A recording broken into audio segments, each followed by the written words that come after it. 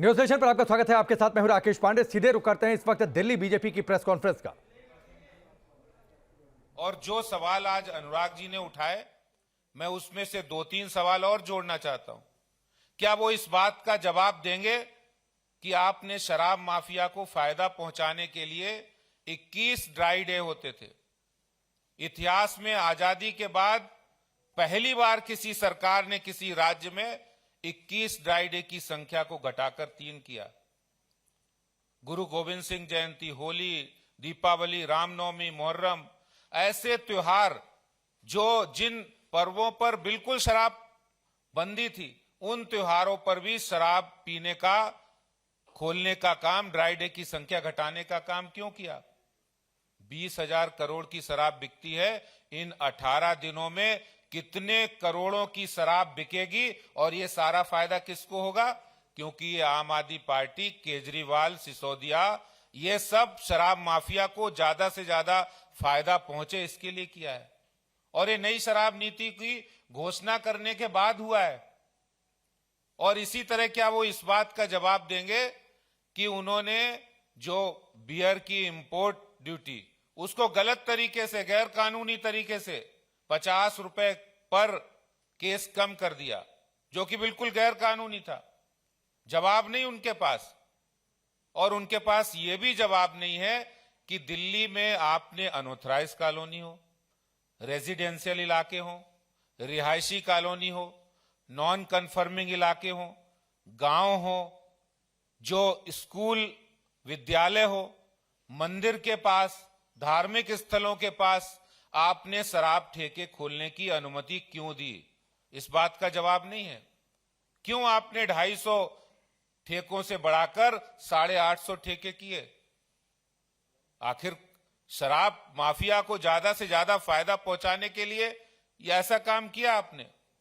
और यही नहीं, जब शराब की नई दुकानें खुल रही थी रिहायशी इलाकों में, जब नए ठेके खुल रहे थे, उस समय जब महिलाएं, वहां की महिलाएं जब विरोध प्रदर्शन कर रही थी, तो आपके शराब माफियाओं के गुंडों ने बाउंसरों द्वारा महिलाओं को पिटवाया गया। उस पर एक शब्द नहीं निकला। दिल्ली की सरकार, दिल्ली में अरविंद केजरीवाल और मनीष सिसोदिया ने शराब माफिया को मानो पूरा प्रॉफिट देने के लिए पूरी कमर कस ली थी, और पूरा प्रॉफिट देने के लिए कोई भी आगे आया, महिलाएं आई, तो उनको पिटवाने का काम किया है। और जब शराब की नई पॉलिसी की सीबीआई जांच हुई तो तुरंत यू टर्न ले लिया। तो आखिर 21 नवंबर से जब शराब पॉलिसी वापस ली, तब तक चुप रहे, प्रॉफिट हो रहा है, प्रॉफिट हो रहा है। अचानक से नुकसान होने लगा। दिल्ली के अंदर इस बात का आम आदमी पार्टी सरकार के पास कोई भी जवाब नहीं है कि उन्होंने ऐसा पाप दिल्ली के लोगों के साथ क्यों किया।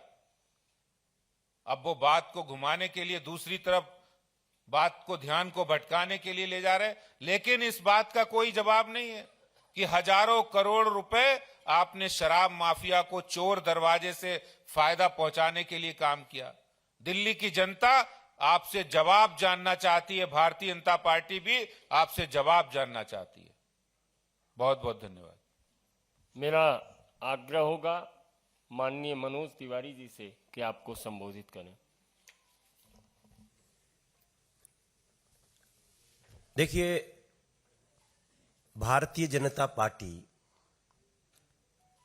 ये जनहित के लिए काम करने वाली पार्टी है। वहीं आम आदमी पार्टी की सरकार शराब हित के लिए काम करने के लिए प्रसिद्ध हो गई है, लिकर माफियाओं के हित के लिए काम करने के लिए प्रसिद्ध हो गई है।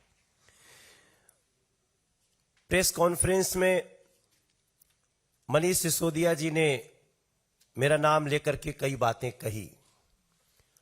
मैं उसका डिटेल्स सिर्फ देना चाहता हूं।